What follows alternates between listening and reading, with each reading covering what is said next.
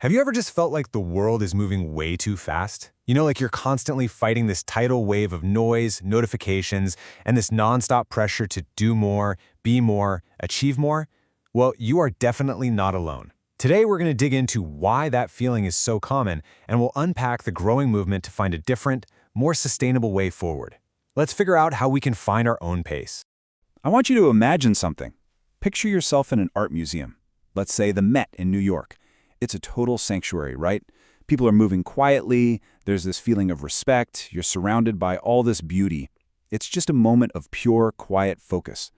But then, you step back outside onto Fifth Avenue and bam, the calm is just shattered. You're hit by this wall of sound, the traffic, the crowds, that relentless city energy.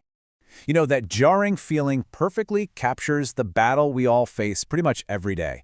It's this constant push and pull between the moments of peace we're all searching for and the chaos that seems to be the default setting of modern life. We all have our sanctuaries, don't we? For you, it might be a quiet park, a favorite hiking trail, or maybe just a cozy chair in the corner of your home. These are the places we retreat to, just trying to find one single moment of stillness in a world that feels like it never, ever stops. This really illustrates that core tension perfectly. We build these little sanctuaries to get away from the chaos, but the outside world is always right there, waiting. And the contrast, it's so stark it can feel like a genuine shock to the system. It really just highlights how noisy our default has become. But here's the thing. The loudest noise isn't always coming from the outside, is it? As one Psychology Today source puts it, we also have to deal with the ceaseless chatter inside our own heads. The one? That constant storm of past regrets, future worries, and self-criticism. And honestly, sometimes that internal noise is the hardest to get away from. So this feeling of being completely overwhelmed, both from the outside and the inside, it is not an accident. It's really a symptom of a much larger societal pressure, a phenomenon that actually has a name: hustle culture. Let's take a look at the real hidden price of that rise and grind mindset. So what is hustle culture? Well, it's this belief that to be successful, you have to be always on. It's a thing that glorifies 80-hour work weeks and having endless side projects, and it promises that this relentless grind is the only way to achieve your dreams. But you know what? The data tells a very, very different and much darker story. Okay, get ready for this number. According to the World Health Organization, overworking led to 745,000 deaths from stroke and heart disease in a single year. Let that sink in. This is not about just feeling tired. We're talking about a genuine public health crisis. The danger is crystal clear. Working more than 55 hours a week increases your risk of a stroke by 35%. And you want to know the truly insane part? Studies show that our productivity completely tanks after 50 hours a week anyway. So the key point here is these extra hours aren't just unproductive, they are actively dangerous. And this isn't some small niche problem. Just look at this. A staggering 77% of professionals say they've experienced burnout. And it's not just an entry-level thing. Look at the C-suite. 70% of executives have actually thought about quitting for a job that would better support their well-being. The message could not be clearer. The hustle is burning everyone out, from the mailroom all the way to the boardroom. So, okay, if rushing just leads to burnout and worse results, what's the alternative? Well, it turns out the answer is a pretty simple and kind of counterintuitive mantra, and it's one that's trusted in some of the highest pressure jobs on the entire planet. Just let that sit for a moment. Slow is smooth.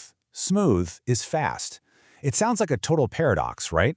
But it holds a really profound truth about how to actually be effective when the pressure is on. And what's so fascinating is who lives by this rule. We're not talking about low-stakes jobs here. We're talking about trauma nurses, airline pilots, special forces, and the IT experts who prevent massive system failures. In their worlds, a hurried mistake can have absolutely catastrophic consequences. The logic behind it is actually beautiful in its simplicity. When you rush, you get frantic. You fumble, you miss things, you make sloppy mistakes. But being calm and methodical, moving smoothly, allows you to do the task right the first time. It saves you all the time you would have wasted going back and correcting those mistakes. So at the end of the day, smooth, deliberate action is actually faster. And we're starting to see this wisdom reshape the modern workplace. After hustle culture was officially named back in 2019, the backlash really started. By 2022, you had major trials of the 4-day workweek proving that focused, shorter hours could keep or even improve productivity. And as younger generations take over the workforce, the demand for this smarter, more balanced approach is only going to get louder. But this big shift in the workplace isn't just about finding a better life hack for getting more done. No, it taps into something much, much deeper. A fundamental human drive that one incredible thinker identified under the most extreme circumstances you can possibly imagine. This is Victor Frankl. As a prisoner in the Nazi concentration camps, he observed what it was that separated those who survived from those who did not. And it wasn't physical strength. He came to the conclusion that humanity's primary motivation isn't the hunt for pleasure, like Freud believed, or for power, like Adler argued. No, he said our primary drive is the pursuit of meaning. This quote from Frankl's incredible book, Man's Search for Meaning, it's so powerful. He argued that even in the most horrific, unavoidable suffering, we can find meaning. When we feel like our struggles have a purpose, even the struggle of burnout, the suffering itself changes. It becomes bearable because it's serving something bigger than just the pain. So Frankl laid out 3 main paths to find this meaning. First, by creating something or doing a deed. Second, by experiencing something or encountering someone, through nature or art or love. And the third is the attitude we choose to take toward the suffering we can't change. And this connects right back to slow is smooth. By rejecting the frantic pace of hustle culture, we create the mental space we need to find purpose in our work, to connect with people, and to choose our response to challenges with real intention. All right, let's bring this all together. We've seen the serious damage that comes from the constant rush, and we've uncovered a more effective and way more meaningful way to operate.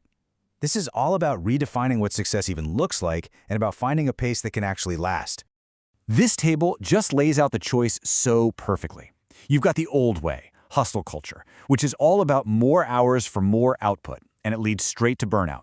Then you have the new way, what we can call smart growth. It's aiming for sustainable performance by focusing on well-being and purpose. And the result isn't laziness. It's a resilient, meaningful career.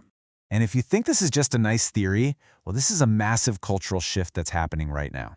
Just look at what the generations dominating the workforce actually value.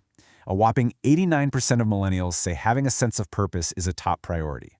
And for Gen Z, almost 2/3 put mental health above a bigger paycheck, while 58% are demanding a better work-life balance.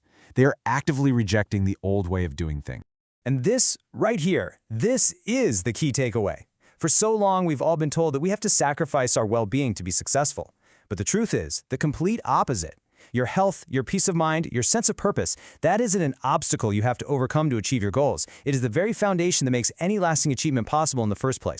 At the end of the day, the chaos isn't going away. The world is always going to be loud and demanding and fast. But as Victor Frankl taught us, we always have the freedom to choose our response. We can't control the noise, but we can control our pace. So the only real question left is, what pace will you choose?